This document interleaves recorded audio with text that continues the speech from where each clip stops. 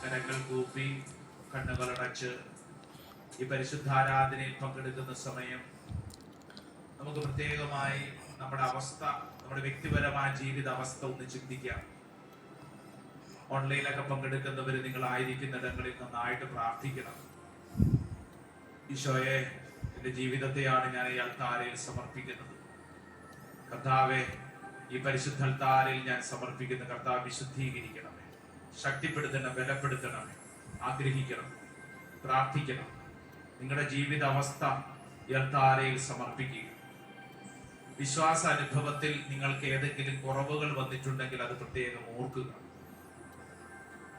പ്രത്യേകിച്ച് നമ്മൾ വളർന്നു വന്ന വഴികളിൽ നമുക്ക് ഒത്തിരി വീഴ്ചകളൊക്കെ വന്നിട്ടുണ്ടാവും. ഒരുപക്ഷെ ചില പ്രശ്നങ്ങളോട് ബന്ധപ്പെട്ടൊക്കെ പള്ളി പോവാതെയോ ദൈവകാര്യങ്ങളോടുള്ള അകൽച്ചയൊക്കെ നമുക്ക് ഉണ്ടായിട്ടുണ്ടാവും. ഒരുപക്ഷെ ഇടവക ദേവാലയം, ബഹുമാനപ്പെട്ട വൈദികര്, സിസ്റ്റേഴ്സ്, പള്ളിയുടെ അധികാര പരിധിയിലുള്ള ദൈവജനം, അങ്ങനെ പല കാര്യങ്ങളിലും നമ്മൾ അടുത്ത് പ്രവർത്തിച്ചിരുന്ന ചിലരൊക്കെ ഉണ്ടാവും. ഒരുപക്ഷെ വിശ്വാസപരമായ ചില കാര്യങ്ങൾ അസ്വസ്ഥത വന്നതിന് ശേഷം അതിനോട് ചേർന്ന് പോകാതെ മാറി നിൽക്കുന്നവരുണ്ടാവും. ഈ സമയം ആ മേഖലകൾ സമർപ്പിക്കുക. ഒരുപക്ഷെ സ്ഥിരമായി ജപമാല ചൊല്ലിക്കൊണ്ടിരുന്നവർ ജപമാല കുറഞ്ഞു, വചനവായന ഉണ്ടായിരുന്നവർ വചനവായന കുറഞ്ഞു. ഒരുപക്ഷെ ഏതെങ്കിലും പ്രാർത്ഥനാ ഗ്രൂപ്പ്, മധ്യസ്ഥ പ്രാർത്ഥനാ ഗ്രൂപ്പിന്റെ കൂടെയൊക്കെ പ്രാർത്ഥിച്ചിരുന്ന ആരെങ്കിലും ഒക്കെ അതൊക്കെ നിന്നുപോയി.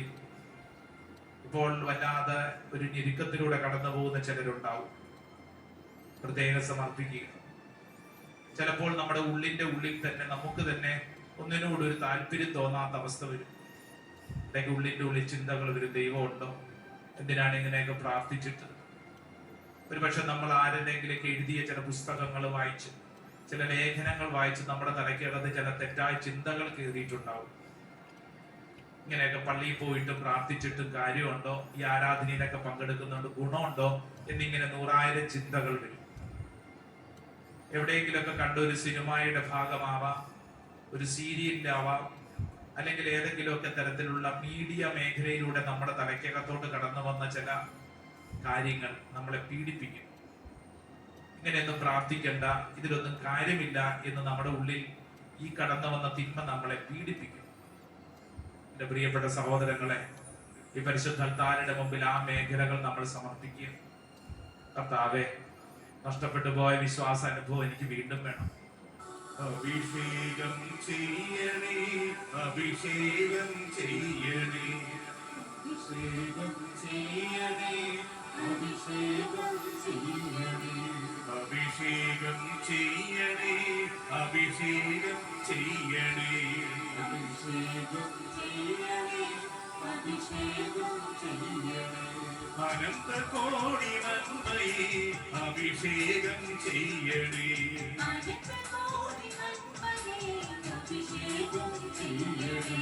അനന്ത കോടി നന്മയെ അഭിഷേകം ചെയ്യണേ,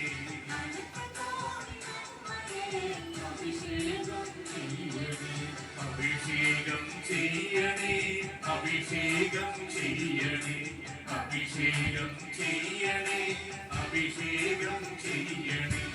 അനന്തമായ സ്നേഹത്താൽ അഭിഷേകം ചെയ്യണേ, അനന്തമായ സ്നേഹത്താൽ അഭിഷേകം ചെയ്യണേ, അനന്തമായ ജ്ഞാനത്താൽ അഭിഷേകം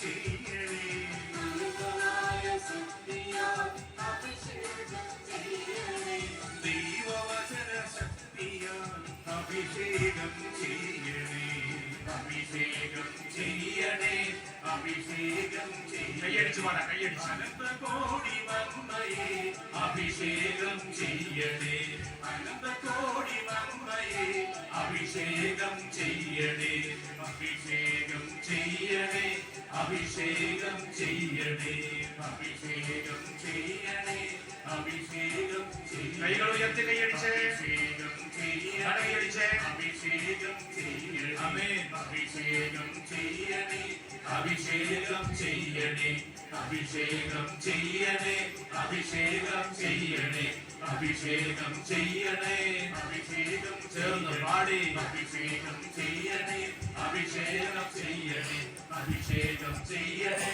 അഭിഷേകം ചെയ്യണേ അഭിഷേകം ചെയ്യണേ അഭിഷേകം ചെയ്യണേ അഭിഷേകം ചെയ്യണേ അഭിഷേകം ഓ പരിശുദ്ധാത്മാവേ, ഇപ്പോൾ പ്രാർത്ഥിക്കുന്ന ദൈവജനത്തിന്റെ പേര് വലിയ അഭിഷേകം വെളിപ്പെടട്ടെ. എല്ലാ തരത്തിലുള്ള വിശ്വാസപരമായ മേഖലകളും പരിശുദ്ധാത്മാവ് സ്പർശിക്കട്ടെ. ഒരു പുതിയ അഭിഷേകം ഇപ്പോൾ പ്രാർത്ഥിക്കുന്ന വ്യക്തികളിലേക്ക് വെളിപ്പെടട്ടെ. കരങ്ങൾ ഉയർത്തി, സ്വരമുയർത്തി, പരിശുദ്ധാത്മാവേ, അഭിഷേകത്തിന്റെ ആത്മാവ് വെളിപ്പെടട്ടെ, വെളിപ്പെടട്ടെ, വെളിപ്പെടട്ടെ. ആരാധന, ആരാധന, ആരാധന, ആരാധന, ആരാധന. ഓ ദൈവത്തിന്റെ ആത്മാവേ, അത്ഭുതകരമായ ശക്തി വെളിപ്പെടട്ടെ. അത്ഭുതകരമായ ലോകശാന്തികൾ സംഭവിക്കട്ടെ. കുടുംബത്തിന് കുടുംബ സമാധാനം ലഭിക്കട്ടെ. പരിശുദ്ധാത്മാവ് നിറയുന്നു. പ്രാർത്ഥിക്കുന്ന വ്യക്തികളിൽ പരിശുദ്ധാത്മാഭിഷേകം നിറയുന്നു. ആരാധന, ആരാധന, ആരാധന.